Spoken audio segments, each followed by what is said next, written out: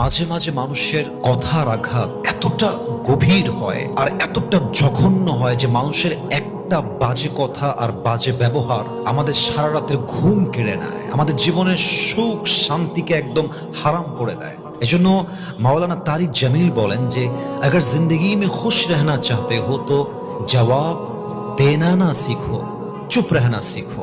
उसने वो कह दिया, ये कह दिया, यूं कह दिया, क्यों कह दिया, ये मत कहो।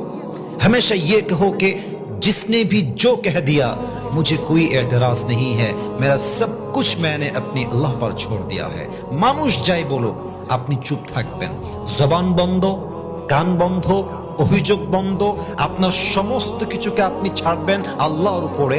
আপনার মনের সুখ আপনাকে দান করবে একজন, বলেন সবাই তিনি কে?